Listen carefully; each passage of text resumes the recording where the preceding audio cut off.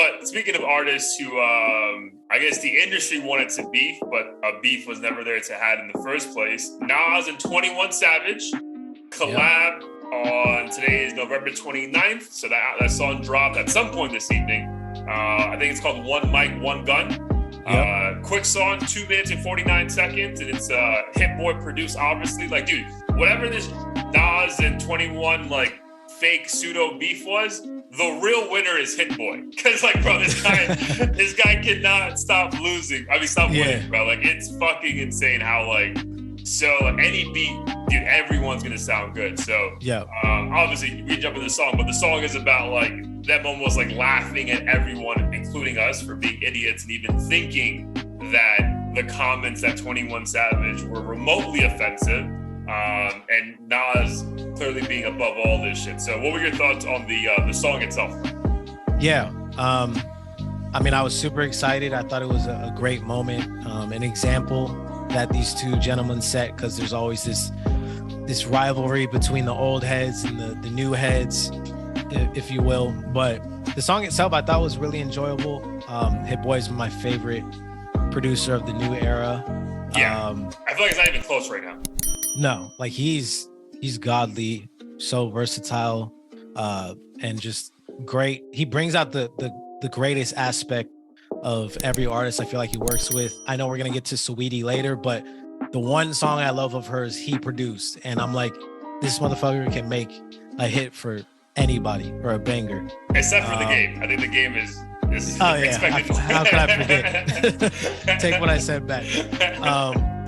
But yeah, the song, I thought it was great. I think the overall sentiment was awesome. I think 21 continues to show that while he's not, up there with Nas in terms of lyricism, he's still clever enough for you to appreciate what he has to say. In terms of like replay value, for me personally, I don't think I'll end up replaying it a lot because I feel like it's so specific to this moment. It's like a response, really. Yes. And I feel like he performs better on like his typical trap beats. I thought at times it kind of felt You mean 21? forced. Sometimes it felt like a little forced in terms of him being on the instrumental. But outside of that, I mean, I have no complaints. I think it was a brilliant move on both of their parts.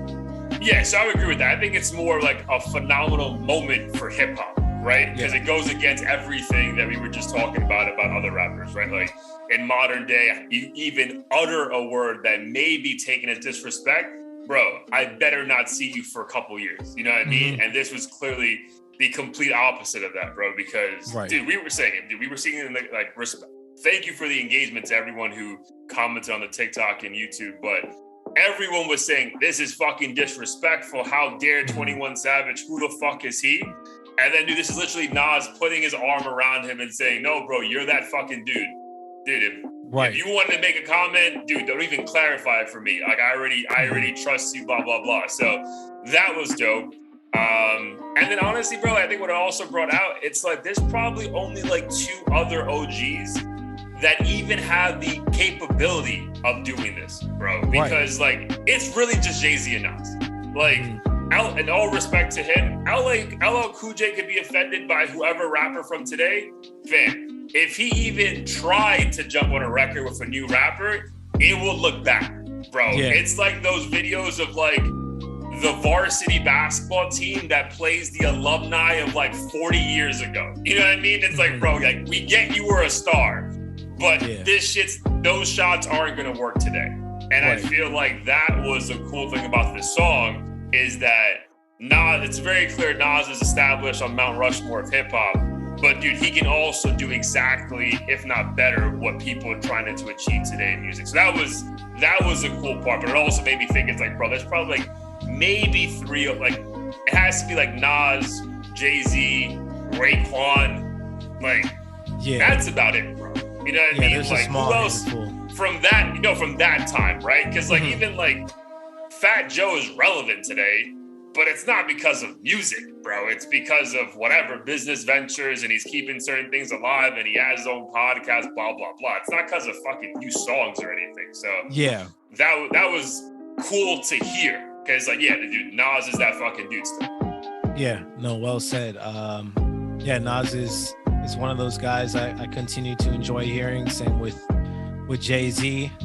Somehow they've been able to evolve and still sound refreshing, even if, you know, their themes and stuff, you know, are completely different than what they might have been 20 years ago or whatever. So I think it's dope. And I hope it like triggers more willingness to collaborate with quote unquote old heads. And like you said, it's not going to work for every single person. Like I don't think KRS-One and Travis Scott are going to make like right. But there could be one that we're not even thinking about that could work, right? Like if and I don't even know, because he just seems corny today, but wasn't corny like 15 years ago. Like Nelly on a track with someone today that produced like a really southern trap beat that just made sense for his flow. You know what I mean? So like, yo, but it's hard, bro, because like I don't want to poo-poo the hip hop we listened to like 15 years ago, but bro, there's really not a lot of dudes that aged very well.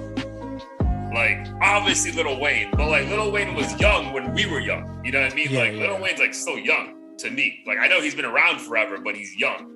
I'm talking about like dudes who are like in their 50s. Like, bro, there's really not any rapper right now from that time frame really that can come back and just say, yo, get me Lil Durk.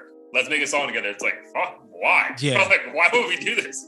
Yeah, I'd agree with that and be skeptical of them being able to perform with like say a Lil Durk or whatnot. I think it's hard for me to say with 100% certainty just because a lot of these guys, I haven't heard shit from them in like 10 years. So I'm like, can they even do a song in a with fucking, I don't know, like Paul Wall or some shit on some beat from 15 years ago? I don't know, maybe. But I think a lot of those dudes 3000. Yeah, Andre 3000. Yeah, he's perfect. And one of those guys that's still like relevant if he decides to do something. But I think we've heard him on like Cudi shit and Travis Scott, and that makes sense, right? Like, I think it's like a handful. Yeah, and I think they're good at adapting to the sound. I feel like some of those older guys might stick with the same boom bap flow over like super intense. Back in the day when I was it's like, bro, like that shit would sound crazy. Actually, Mystical. I mean, I know he's not really like super old head rapper, but I mean close enough though. Yeah, but there was, I mean, you know back the kind of beats that like Lil Wayne and Drake would rap on in like 2010 and shit. I forget who the producer was, but that kind of sound, Mystical, when he was making his comeback, which was cut short for some reason, but he rapped on one of those legal reasons. He raps on one of those beats and I was like, oh shit, like he actually did a really good job on this beat, and it sounded like he hadn't left. But I think he's a rare breed because his flow's not conventional. It's not the back in the day blah blah blah type beat. For sure. No, that's a good point. Damn, bro, that'd be a fun. Like, who else, man? Because I know we're missing people, but I don't know, bro. It's tough because again, like that was like the running joke. I guess like maybe T.I., but I don't consider T.I. that. Oh, maybe Busta Rhymes. Well, Busta Rhymes, that's a perfect one. Yeah. I can see Busta Rhymes with some shit. I mean, I think Busta Rhymes has proven that, right? He'll come out with a random song like he just had a mixtape out. That Chris like Brown song from back in the day is a great example. Like, I mean, he was already an old head at that point, and he still jumped on that and was phenomenal. But yeah, again, I was just super impressed by Nas, bro. Like, it was a marketing. Not marketing because the song's not gonna go and do like 10 million copies sold or whatever, but in the moment we're in right now where everyone's just like kind of in between this holiday stage and there's not a lot of news in the ethos, like, yo, let me just fucking drop this song with this kid and just laugh at everyone who actually try to make this a big deal. Right. And speaking of backlash, I mean, we not to derail it, but we actually experienced it when we made the most minor comparisons between Jack Harlow and like early Mac Miller, and people like refused to even acknowledge that Mac Miller had done anything in the past that was considered like frat rap or mediocre or corny in any way. Yeah. So it just goes to show how like sensitive people are with their musical preferences. Or their musical like gods, to be perfectly honest. Like it's the people who like you just cannot speak about. That's a great way to put it. Yeah, like you're not talking about my guy. Like it's It's like, yo, no, let's just talk about it. Like, no, you're not talking about it. Like, I will not tolerate any disrespect. Yeah. That's a great way to put it.